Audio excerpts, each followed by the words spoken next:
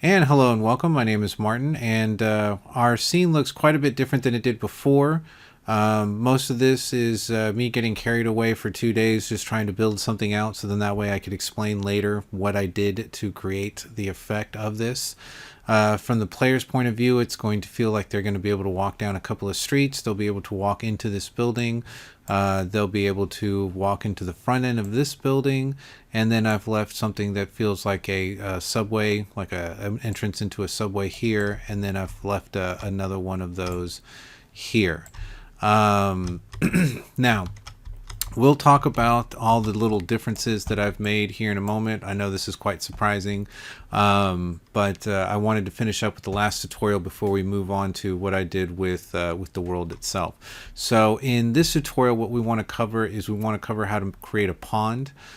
Basically something that has a little bit of a water effect, something that's going to give us a little bit more of an interesting background scene, and something that takes a little bit more than just kind of putting a couple of things together.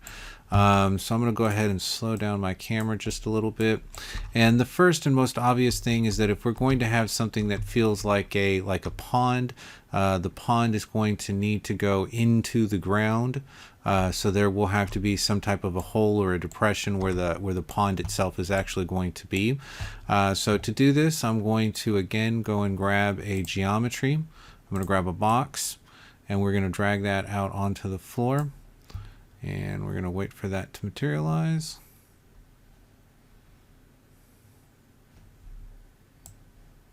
Okay, maybe now it'll do it. All right, this square is 200 deep.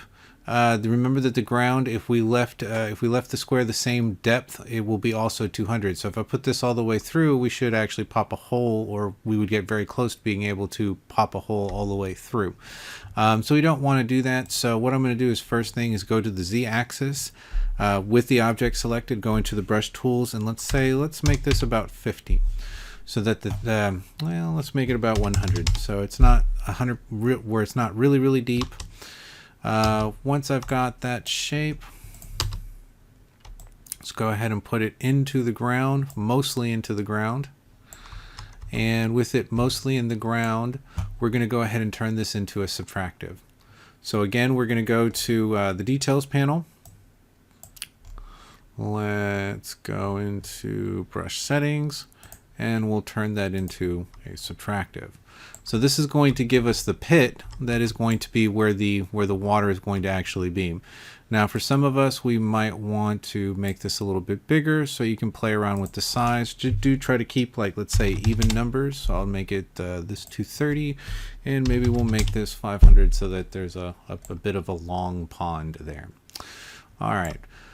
From here, the next thing is that we will need to go ahead and add the water layer to this, and I'm going to go ahead and push that down. That's fairly close, and we get a little bit more of a pond. All right. There is a pack, so we're going to go back to contents, and there should be a pack that is available and is free for download called Water Materials. If you double click into Water Materials, we'll be looking for the materials themselves, and we're going to create an effect on this that's going to give us something like the pond scum-ish kind of feel. So let's see what kind of materials they have for... They have, let's see, roll back, what is this? So pond scum? Cheaper pond scum. There's the water effects that we're going to eventually end up using. You know what? I am actually going to go and look for a rock, and we're going to use that. So what I want to do is I want to make this not look checkerboard anymore, right? So let's go back to content. Let's go back to starter content. Let's go into materials. And here, let's see if we can't find something that'll give us a nice base interior, like this, like the ground moss. That actually works really well. So let's go ahead and add that in. And we're going to put this on all 4 of the walls. And, you know, for some of us that might be a little bit too green, like somebody hasn't been taking care of this pond or cleaning it. Let's see if we have something that maybe looks a little less green. Let's go with this metal rust. See what that does.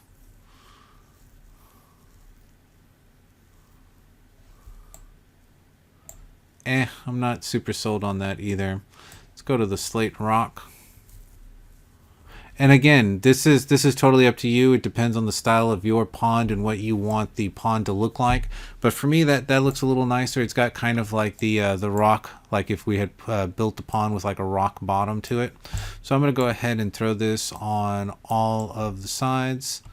Remember that this being a geometry, you can play around with how those things appear as far as their orientation to each other, the size of the rock itself and how much it's moving. All of that will be available in the surface properties. So I'll let you play around with that. Mine I feel is fine. Okay, so once we've got that, we now need to create the layer that's going to be the water itself. So to do this, what I'm going to do is I'm actually going to use a basic. And we're using a basic in this situation because we have one that's already called a plane. Now the plane is really interesting because what it does is, if we look at it, if we looked at the bottom side of it, there's no material on the inside, right? So as long as your character never ends up on the back side or on the bottom side of this, from their perspective, one side will have information and the other side won't, or one side will have a material and the other side won't. And with that, that'll allow us to be able to place some material on there that we don't have to worry about, being too heavy for the processor. Now, what we will do with this is we will go ahead and stretch it. And remember that we want to evenly scale this, because if we don't evenly scale this, whatever material we put on the upside of this is going to get stretched, and we don't want to have what appears to be stretched water. So I'm going to grab the point from in the middle, and I'm going to go ahead and drag that up and out, and I'm going to have it take up the entire space. And maybe what we'll do is we'll just move that over a little bit. Okay. So now what we have, if we were to pull this, whoops, that did not work out really well. If I was to pull this up, we have that, and then we push it down, and we have what appears to be the water's, what would, I guess, eventually be the water's edge. So now that we have that material there, or I should say material, now that we have that basic, that static mesh there, let's go ahead and add that water material. So I'm going to go back to content. I'm going to go back to water materials. We are going to go to materials, and we have quite a few different choices. Some of them are going to be a little bit animated. So let's take a look at some of the animated ones. So I'm going to grab this one and drop it on there, and let's see what that ends up looking like.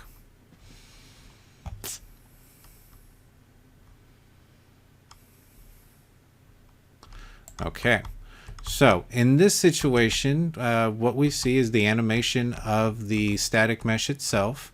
And we can see that it's creating a bit of a waving effect, and that's to kind of sell this material. So this material has a lot of motion.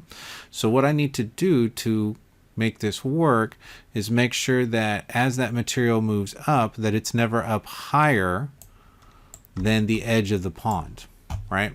So now that we have that material on that edge, as long as that edge never comes up beyond this, we will have sold that effect. Now that is quite a bit of movement over the water. So, I don't know if a pond in the backyard would be this breezy. I have one, and I've never seen mine this breezy. So let's take a look at a different material. Let's drop something else on there, see what it looks like. So this one is pixelated water, which might work really well if you're creating some kind of Minecraft style-ish game where the graphics all sort of look like that. Let's look at this cleaner M water clean cheaper. Let's see what that one does.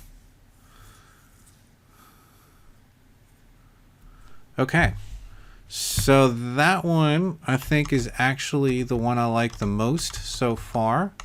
Again, what I want to do is make sure that none of the effect goes up above. You can see that the whole square is moving up and down, and we just want to make sure that that effect never feels like it goes above the water's edge.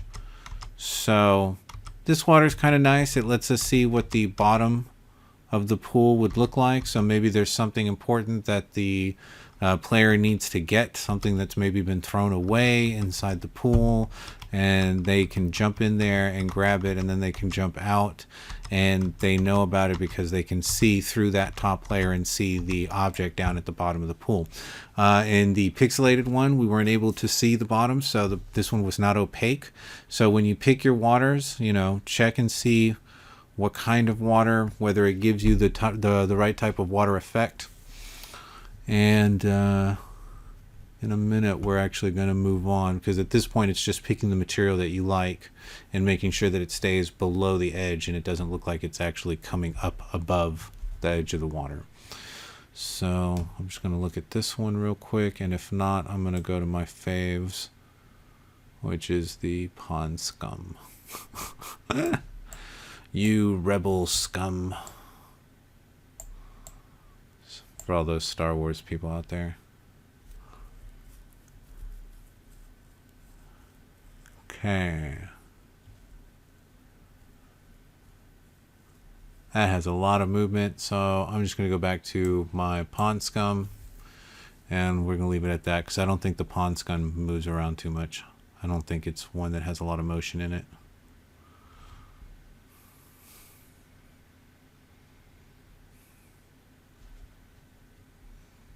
Okay, there we go. There's some movement. You can see like some rippling and stuff, but for the most part, we get a cool looking effect.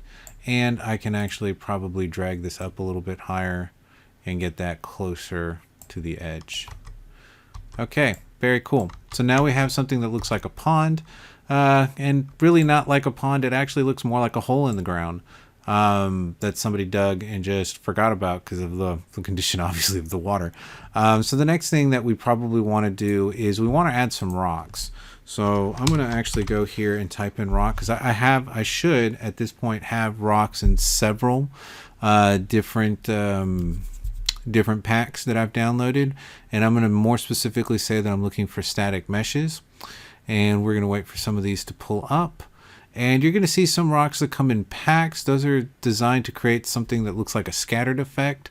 Sometimes they'll be close to where you need them to be. Sometimes they won't be exactly, and you'll have to move them all as a group. So those I'd probably try to avoid. What I'd be looking for are things like this that have like a 1, a 2, a 3, and a 4 that give you some type of variation on the rock.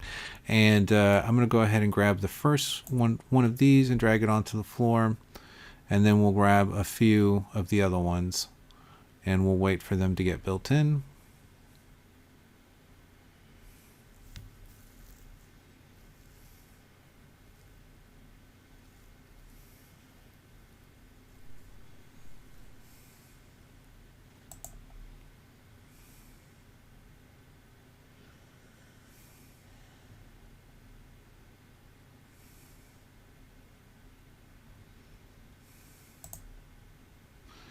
Okay, so while that one's doing its thing, I'm going to go ahead and grab the next one. And let's grab an example of the next one. Don't worry about how big they are. Hopefully they're not all going to look the same. Looks like all those came in with the same kind of look to the rock. Maybe they've got slightly different materials on them. And we'll find out here in just a second. As soon as they start to build in.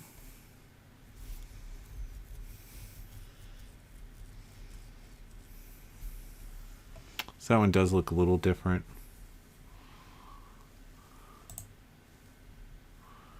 I don't know if it's just that I'm looking at it from a different angle. Yeah, it looks like the same basic mesh with slightly different materials on them, which is fine. That's fine. Let's see if we can find some other slightly different looking rock. There's a cave rock. Let's see how big that thing is. And let's zoom out just a little bit. Okay, so that guy's not that big. Let's grab another one that says small rock. Let's grab another small rock. These are coming out of the cave pack. And let's see.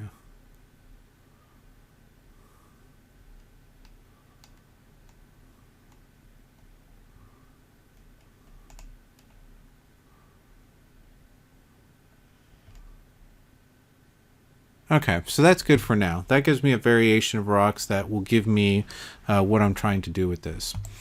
All right, so obviously we can't have 3 rocks that look like this and go all the way across because that would look too repetitive and it would look, it just wouldn't look right. So what we're going to do with a couple of these, we're actually going to rotate them.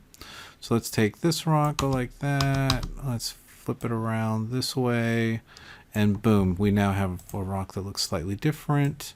Let's do the same thing with this rock. Let's flip it over 180 degrees and let's move it, make it just a little bit smaller, and let's move it this way, sort of like this rock, but let's move it around this way.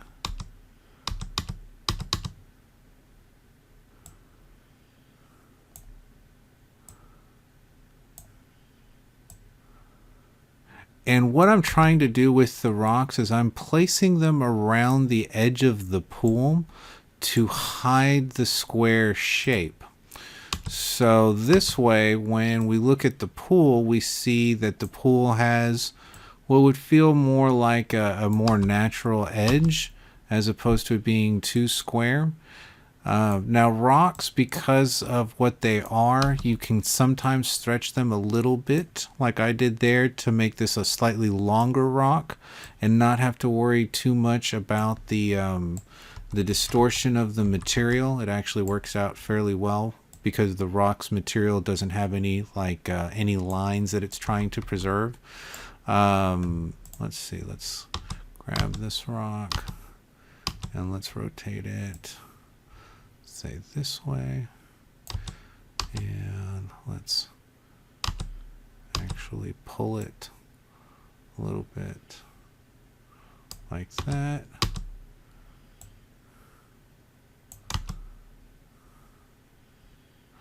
And actually, yeah, that's what I'm going to do.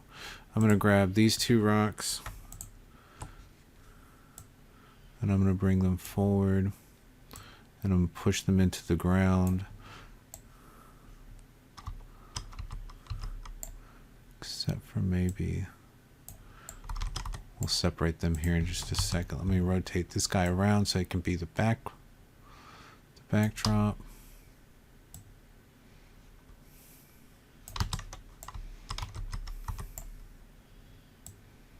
Whoa, a little too fat.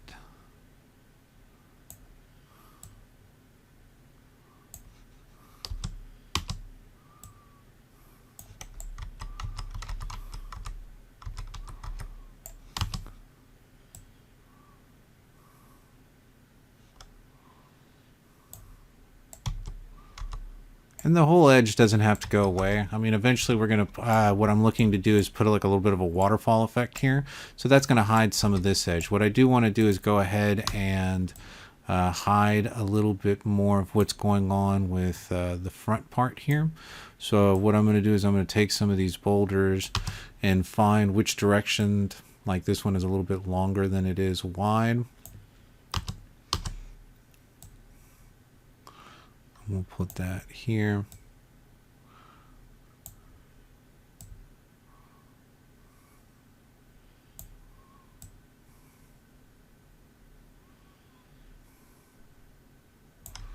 There we go.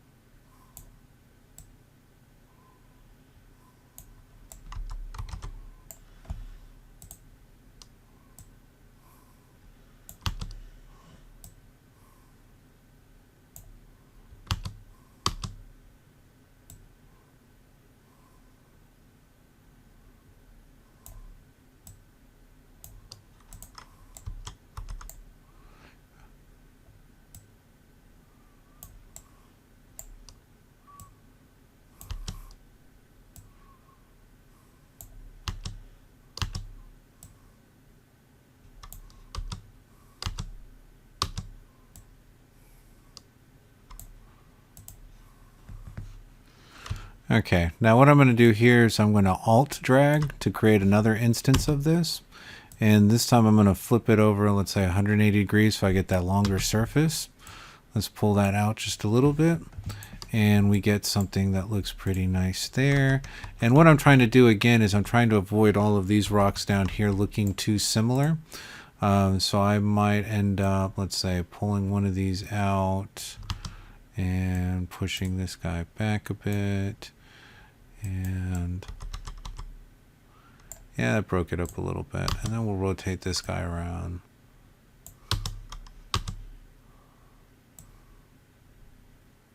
And all I really want to do is sort of break up the edge. All right, fantastic.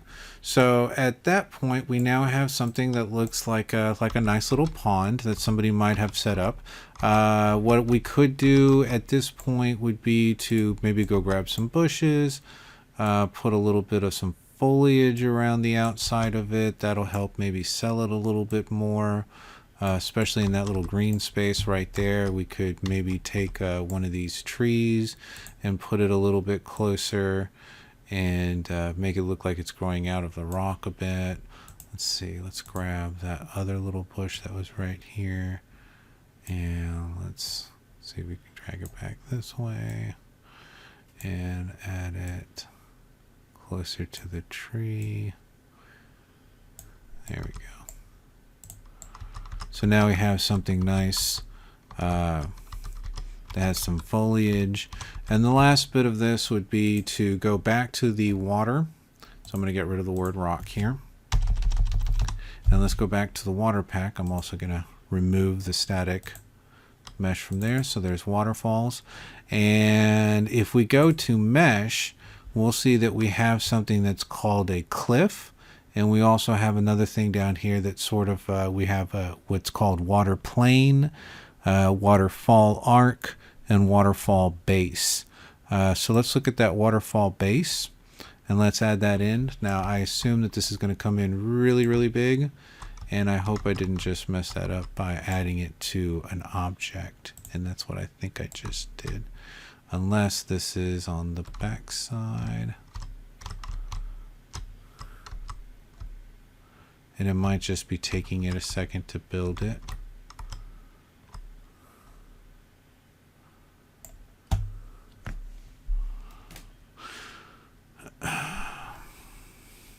Yeah, I just think it's taking a second to build it.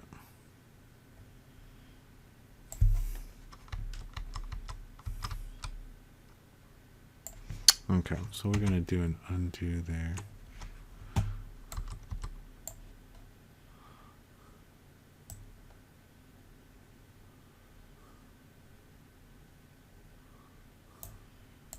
Okay, so that's what I was looking for. This thing is huge, which is cool. We're just going to size it down a bit. So I'm going to go into scale.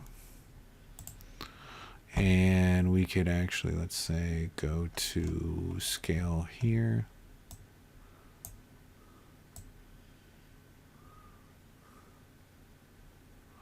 And we can make that a much smaller waterfall.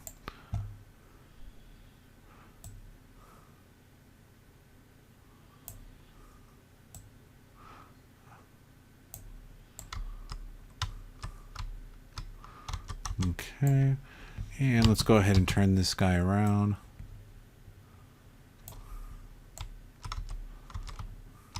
And let's put it close to where we need.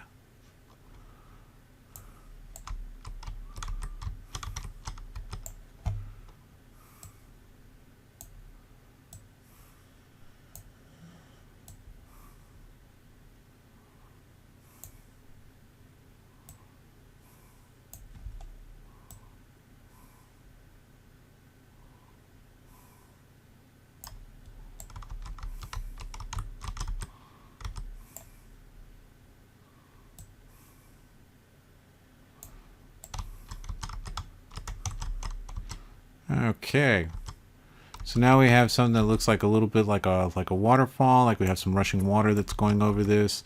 If we wanted to maybe sell this a little bit more, let's make the rock that's behind it a little bit taller. or maybe pull it out of the ground a little bit. And now it looks like there might be like an inside edge there that waterfall might be coming out of. The rock is a little bit flat, so let's add a little bit of girth to it. And let's push it back again. There we go. That looks very cool. I'm going to push play. Hopefully I'm close by to the garden. Let's go take a look and see what this looks like.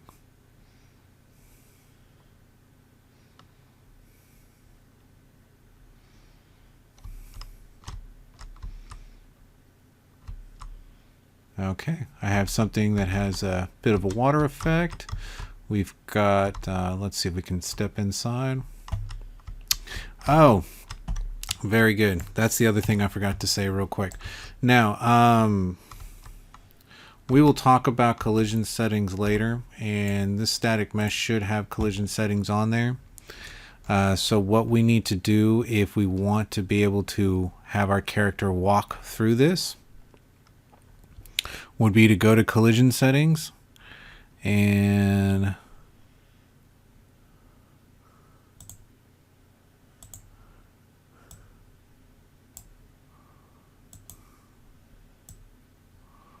there's an option there that says, can character step on this? Let's say no.